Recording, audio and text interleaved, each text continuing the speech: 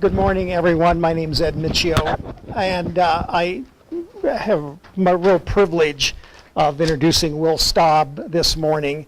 And it was my pleasure in the recent weeks to work with Will to prepare for this morning's presentation. We've got a real special program this morning, and Will talk through his experience on D-Day, and we've got a little surprise for you later on in the presentation, and we'll get to that during his presentation. So I'm not going to waste any time with this, and I'll get Will hooked up here and we'll get started. Thank you.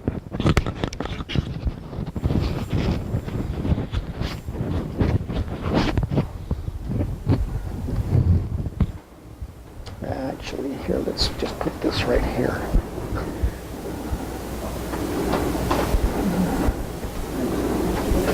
That should work.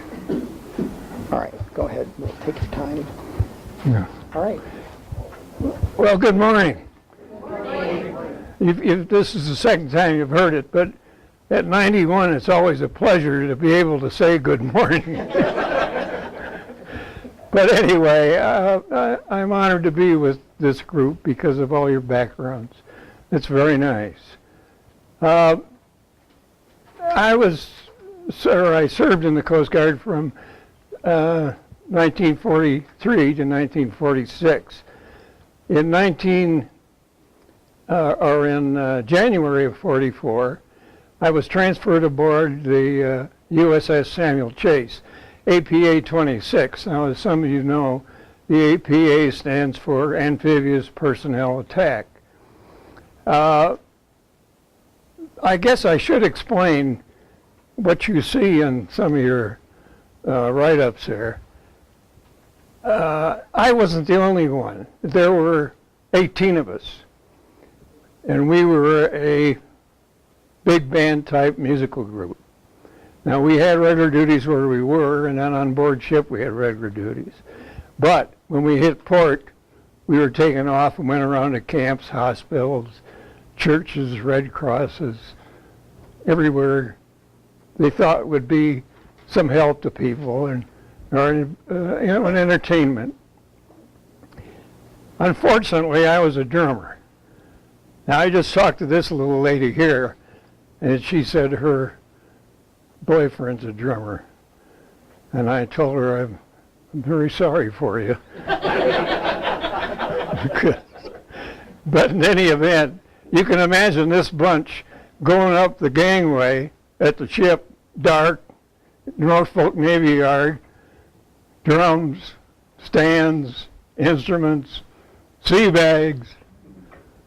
Well, there was an officer at the deck there, and he said his opening remark was, "What the hell is this?" And the kid in front of me was tongue-tied. He couldn't say anything. I said, "Well, it's a big band, sir." "Oh, we needed that." No. Anyway, the Chase had the reputation of being a lucky ship because they were in the first 3 European invasions. And in Anzio, the torpedo went between the anchor chain and the bow. And some of you sailors know that ain't much room. Anyway, it was 489 feet long, 70-foot beam. We could take aboard about 1,300 troops and put them ashore on the LCVPs, or Higgins boats, as a lot of people think of them. Now, this happens to be a Pacific-type boat. We didn't have the holes there, but it's all the same. It was made completely of wood, except for the steel ramp and, of course, the marine engine. Could carry 32 troops and 4 crew, and it was a very shallow draft, which made it ideal for running up on the beach. And if you had troops in an invasion situation, they could run off and disperse a little, which was not the case in Omaha, unfortunately. And then when you wanted to get off the beach, the control felt to me like a shovel handle. But anyway, it was forward, reverse, and then you turned it to add power. And when you put reverse added power, it would sling water under the boat, and away you went. Well, we went to New York, took on full troops and 3 hulls of war material, and joined a convoy to go to England. The trip over was without incident except for one thing. The mess hall, or mess deck, was also the recreation deck. You could write letters or play cards or just talk to your buddies. And one night I was sitting right next to the hull and I heard 3 loud ticks. Well, I knew nobody was trying to get in, so I asked one of the guys, "What's that?" Well, he said the escorts were dropping depth charges, and when they explode, the sound goes through the water and makes this ticking noise in the side of the boat. So I couldn't make up my mind if I liked the ticks better than silence or what. But in any event, as we neared England, the convoy split. Part went to the Channel coast, part went to the Firth of the Clyde, and we steamed up the Clyde to Glasgow and unloaded troops and equipment. But all the way along, people were running out of homes, factories, buildings, all waving and cheering, because I think they felt that maybe there was some light at the end of their tunnel of tough days, and they certainly had them. The Scots were nice people. When they repeated the standard phrase for Yanks, it was, "Well, you Yanks are overpaid, oversexed, and over here." And but they did it with a smile, which was not the case in England. Anyway, we went from there, after a bit, maneuvers and rest, to Plymouth, England on the coast. Now, we anchored in their harbor. Now, their harbor is called the Hoe. Now, that, in modern terms, is not a very nice word, but nonetheless, they thought of it first. Well, the first night, we had a visit from Heinz Wawa. Now, this was a Luftwaffe clown that came over at 3 at night, and on a twin-engine airplane, if you don't have the props synchronized, it makes, and some of you aviators will know, it'll make a wow, wow, wow sound, and you've probably all heard it at one time or another. So I was awake, and then my bunk was right by the hatch. So I went up through the blackout curtains, and I thought maybe I could see this guy. Well, the minute I got there, he dropped 2 bombs, not anywhere near us. Matter of fact, it was repeated one other night, same exact scenario. Well, anyway, the loud explosions stirred up all the guys down below. And I don't think your ladies would be too interested in the style show that followed, but maybe you would be, I don't know. In any event, the first guy out had on his helmet. That was all. The second guy had his life jacket. And it went every kind of combination you could think of. It got to be funny after a while. Well, then the last guy was a hopper. He had his leg in his britches on the left side, couldn't get him in the right side. Come to find out, one of his shipmates had sewed it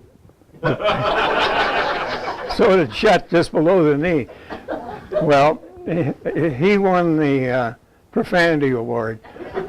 He strung stuff together I never heard of before.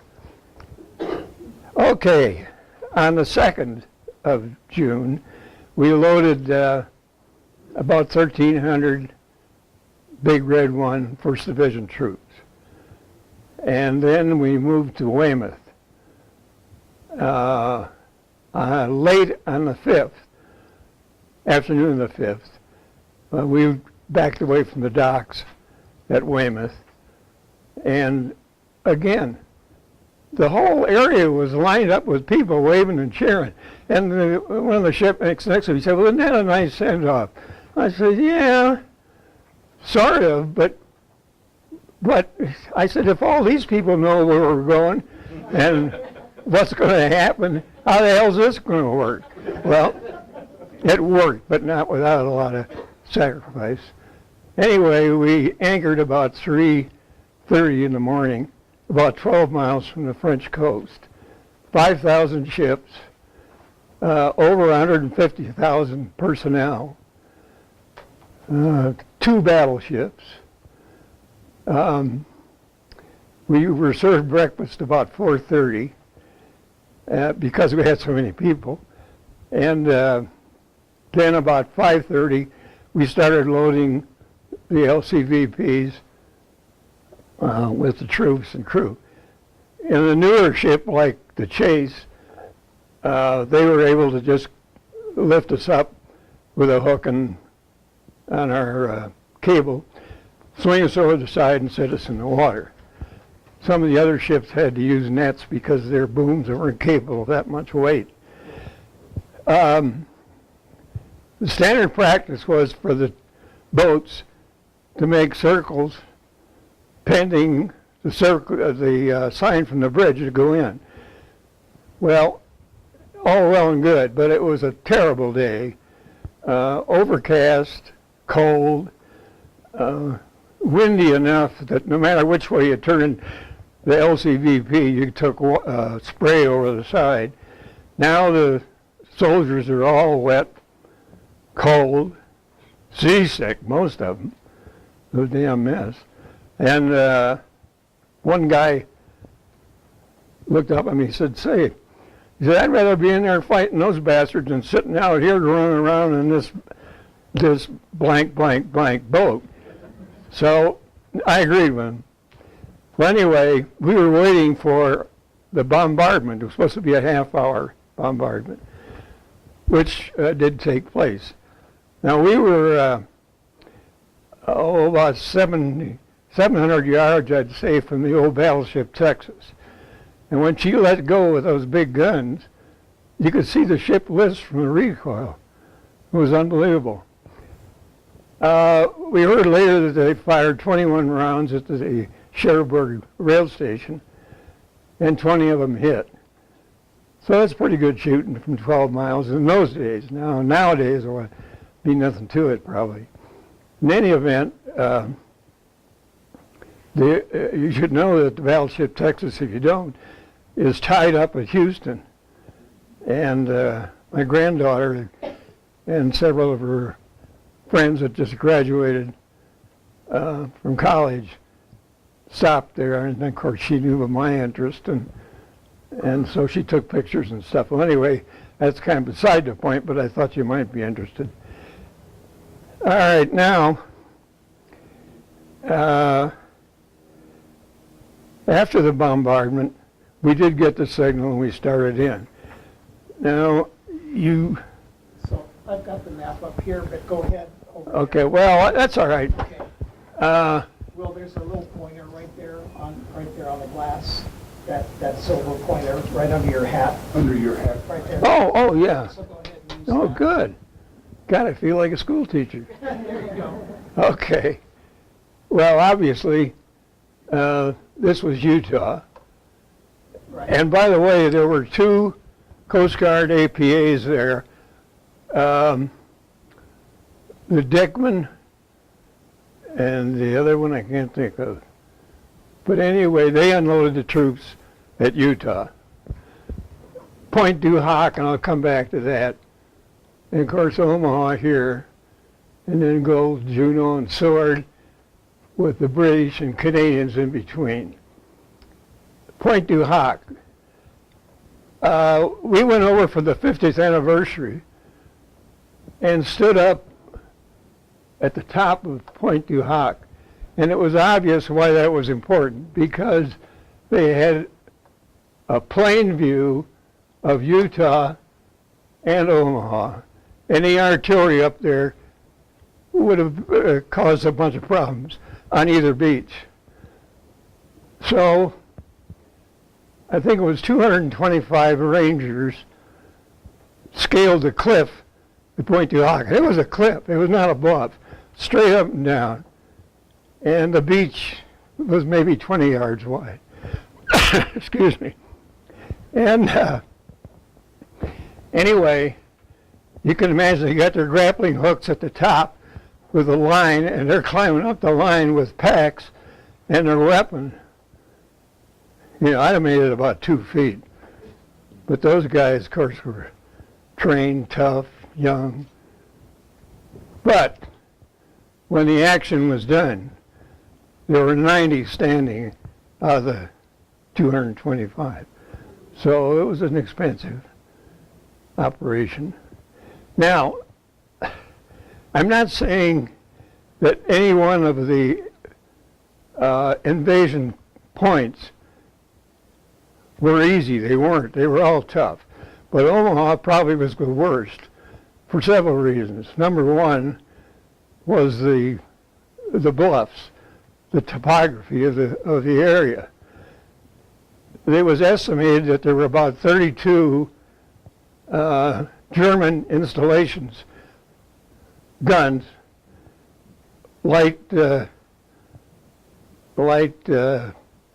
calibers, and then the German 88 rifle, which was considered by many the best on either side. Very high velocity, very accurate. So the Air Force was supposed to saturation bomb that area. But in order to do it, they have to see it, and it was overcast. And then they were afraid of dropping it on our own people. So they did drop, but it was 3 miles inland, which really didn't help the situation. Navy destroyers were scraping their keels on 9 feet of water, trying to shoot into those installations. Well, the German 88 just punched holes in the thin skin of those destroyers. One sunk, yet one other had to abandon action. They launched 32 tanks. 5 of them made it to shore because they had this Mickey Mouse flotation device that some clown came up with. It may have worked on Walden Pond, but not in that sea that we had. I think they should have put him in the first wave, whoever it was. Well, anyway, so we had no firepower there. Of course, the second thing was the underwater obstacles. There was a unit supposed to take them out. They were wiped out to a man. So no help there. We went in at about high tide, so the obstacles were covered, and that's the reason the procedure was to drop the troops off in the water, 3 to 4 feet. Well, to this day, I wish we'd have gone in anyway, but we didn't, so that's that. When they're trying to wade ashore, if anybody is used to swimming in the oceans around our country, you know that there are high spots and low spots. And, you know, 1 minute they might be at their waist and next to their chin. And you got a 75-pound pack. So if you got hit in the water, it was about 90% sure you're going to drown because you couldn't stand up. And then you join your mates rolling back and forth in the water, which was not a pleasant sight. Oh, yes. I know you can't see it, but Robert Baca was a life photographer, and he was on board the Chase. And he took this picture of one of the chase boats and the guys offloading, and it was repeated and repeated. I can't tell you how many times, like this and this. and just about every magazine or article on it was showed that. And he also took the pictures, and I don't have them, but of the guys trying to use the underwater obstacles for protection when at low tide. Well, that didn't work too good either. So there you have it. Now, after the troops were gone, the Chase became a hospital ship. So we were told to take in stretchers, which we did. I grabbed one and went up on the beach. I didn't go very far, I'll guarantee you, but I did go at least 30 yards up above the water line. And my heart sank when I headed back to the boat and I saw the shortest guy of the four of us with the other one. I knew it was not going to work. It worked fine going in because the wave shoved him, but going back was a different matter. Sure enough, I got about halfway back and I heard him in a panic. I can't swim, I can't swim. Well, I said the dumbest thing I ever have said, and I apologize for it later. I turned around and I said, well, God damn it, you can float. Well, that didn't help me. I mean, he was floating, and that's the reason he couldn't get his feet on the sand to do anything. And he didn't know how to swim. So, make a long story short, I grabbed him, got him back in the boat, and away we went. The next morning, we were in Portsmouth at the Navy Yard, Admiral Yard, and unloaded around 400 dead and wounded. As far as the Chase was concerned, we lost 7 boats, 9 wounded, 1 fatality. So those of us in the boat division decided that the lucky Chase was still lucky. About 4 days, and I'm not going to spend a lot of time with it, but about 4 days later, we set sail for Oran, Africa, to prepare for the southern France invasion. We were escorted by the heavy cruiser Quincy. And any of you pilots would be interested, as I was. They had 2 amphibious airplanes on their stern with a hook to bring them on or off.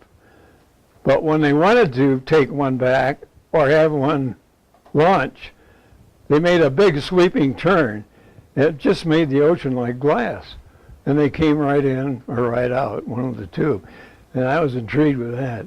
Well, anyway, Oran, Africa, one of the guys told me, well, you're going to smell it before you see it. And he was right. But aside from that, the southern France invasion was a slam dunk compared to Normandy. We had a nice sand beach, no obstacles, got the troops on the beach, didn't hear a sign of a gunfire. And then when they ran off, and we stayed there for a little bit, not believing what was happening. And finally, we decided that the only thing that was going to stop those guys is when they ran out of breath, because there was no sound whatsoever of fighting. Of course, later they did join Patton's Third Army, or became Patton's Third Army. 2 or 3 comments, and I'll close. We took the Free French Army from Oran to Naples. I never saw such a ragtag bunch of clowns in my life. They couldn't understand each other. Some were Arabs, some were the big black guys with the tattoos on their faces. And I found a guy that was a barber in Paris, spoke excellent English. I said, how's this going to work? He said, well, I don't know. He says, I think they're going to run us all through a minefield. I can't imagine that happening, but who knows. The other thing was, from the ridiculous to the sublime, we hauled part of the Japanese-American regiment from Naples to Marseille. Difference was, well, even with our own guy, I mean with the regular Army, U.S. Army guys, when we had abandoned ship drills or all that stuff, our guys would get there. These guys were there at attention, uniform, spick and span. I don't know where they found them, but they had some big, tall officers. Anyway, but they had 40% casualties. Can you imagine fighting for your country while at the same time your parents or relatives might be in a camp in California? I mean, that's patriotism at the outside. When we were loading the troops in Naples for southern France, there were about 4 or 5 of us in a circle in the dock. And for some reason, we got talking about what the German 88 sounded like, and everybody was giving their opinions. And then a black sergeant in the transportation group that I'm sure brought the troops came over and said, "What are you doing?" He said, "Well, we're just making sounds like we think a German 88 sounds." He says, "Well, I'll tell you." And so we said, "Well, yeah, go ahead." He said, "Well, it sounds like this. You ain't going back to Alabama." Now, I don't know if that's where he was from, but I hope he went back because he's a nice guy. One more thing, and my wife may get up and leave because she's afraid of what I'll say.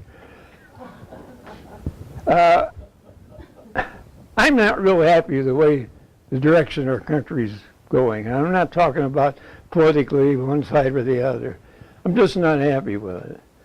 And it disturbs me because I don't think it reflects the sacrifice of so many of our veterans who expect better things from the country. And I think it's a damn shame. The only other thing is, and I'll probably really get you upset, this Islam thing is not going to go away. They're going to make an in-around trip to our country just like they have in France and like they've done, starting to do in England. On that 50th anniversary that I told you about, we went to the Coast Guard, just visiting the Coast Guard station there in London. And the very nice commander showed us everything, invited us to his home that night for a reception. And he said, it's for the Flotilla 1, which was a Coast Guard bunch that ran up and down the coast in the invasion, picking up people in 85-foot boats, so they were very seaworthy. Well, when we left there, I asked Mary Jo here, I said, "Well, did you notice anything different?" "No." Well, here they are on active duty, and there wasn't a uniform on in the place. Now, I didn't care particularly. I knew there might be some reason. So that night I asked him, I said, "Hey, one thing has just bothered me a little bit.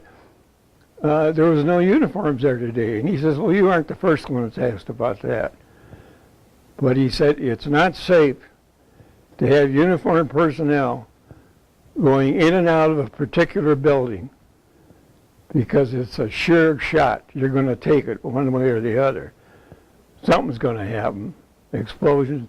And he said that you're not hearing about it in the States, but it's pretty general. They don't go out at night in uniform. That doesn't surprise me too much because when we went to Oran, the first Liberty, I was standing in front of the American Red Cross, and here comes this Arab guy, flowing white garments, the thing around his head. And he had his wife, I assume, was behind him. She was covered from head to toe with a brown-looking thing, and I stared. When he got a beam of me, I could see the hatred in his eyes. I mean, it was so apparent. And I thought, oh, Jesus, what did I do now? So, anyway, they passed. There happened to be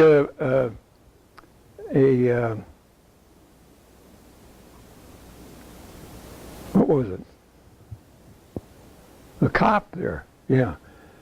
And he came over and he says, don't look at him. Don't look at him. They hate your guts. Don't look at him. And he said, do not go out alone on liberty in the dark. He said, there's been so many of them, they find them all cut up and so forth and so on. Well, I don't like to end on a grim basis, but thank you so much. I enjoyed it. You've been very attentive.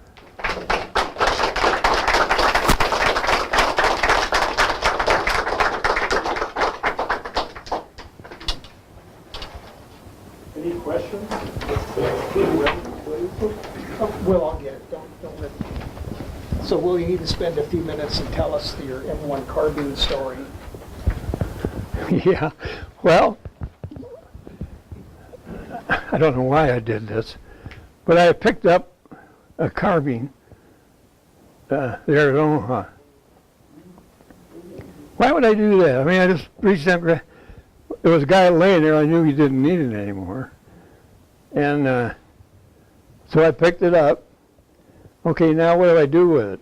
I can't have it on the ship, supposedly.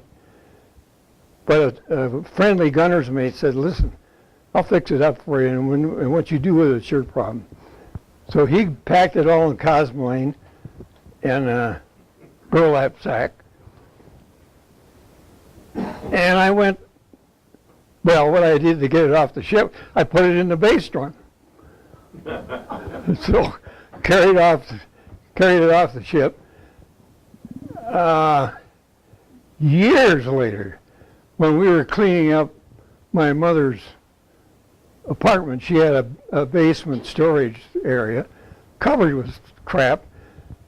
And when we cleaned it up, there's the gun laying on the floor. I had no idea where it was. The man next door was a amateur gunsmith. So I took it over there and he says, well, this is fine. He said, you're missing a clip. I said, yeah, I know that. But he says, it's in good shape. So a friend of mine gave me a clip. And I had it for a while. I got some ammunition, and Mary Jo and I were headed for Las Vegas one time. And we went back into a canyon to shoot the thing. Well, it's awful loud. Mary Jo says, you're not shooting that damn thing anymore. And I said, okay, it's all right with me. So first thing I know, I don't remember how it evolved, but this gentleman ended up with the gun. And I haven't seen him. Well, I never did see you, did I? No, I didn't, did I? No, I talked to you on the phone, but I Yeah. never did meet you in person. Well, anyway, he has the gun. There's the information Kirby. Yeah. First time in a long time that you've held that. Yeah. Don't name it anymore. I don't think so. Just the way you found it. Yeah. Yeah, you're right. Good shape. Well, as far as I'm concerned, that's it. Thank you.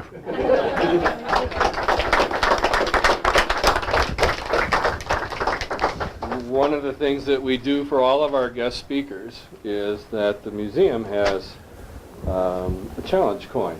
And on one side is the museum emblem, and then on the back is all 5 services that we have.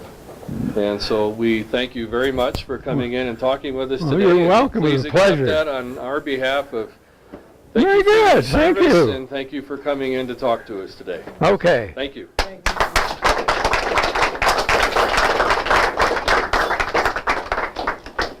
Just one more thing before everyone runs off. Never give a Navy guy a microphone, you won't get him to shut up. All right, good morning, everybody. Good morning. Much better, much better.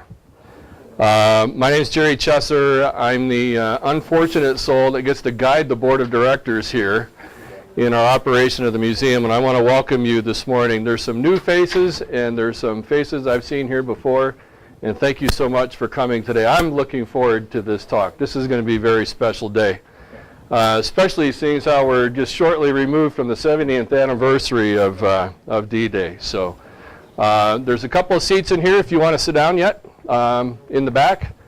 Otherwise, we simulcast this all the way to the library, the next room over, and we'll go from there. A couple of things that are coming up. Well, let me do the logistics things. The important rooms are just on the other side of the office. There's a men's room and a ladies' room over there for your use. Coffee and donuts, obviously, in the next room back here. And should we have any kind of emergency, there's an exit that goes out the hallway this way and an exit that goes out that way. Can you tell I work in safety a little bit at my job? And there's 2 exit doors over here and lighted pathways, and I fly too much. In future speakers, 2 weeks from today, we have John Boyle that's going to be here. And then on July 12th, Bob Mulder is going to give his talk on the Battle of Gettysburg. As we come up on the 151st anniversary of Gettysburg. You were.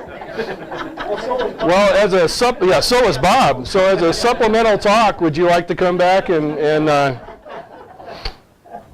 Dan Janoski, a Marine from the Iraq campaigns of 2007-2008, will be here, and he's going to be talking about veterans helping veterans now, and his time that he spent in Iraq as well. So we're really looking forward to the next couple of talks that are coming up.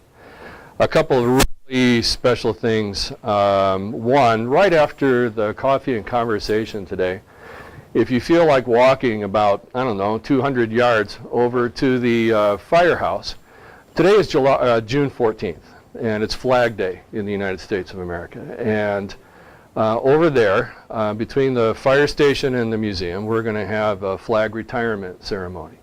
The chief and I are going to talk a little bit, and then we'll all have the opportunity, depending on how many flags we have, to retire several American flags over there. And it's a wonderful ceremony, and I encourage you all to take a few minutes and go over there and see the ceremony when we're done here.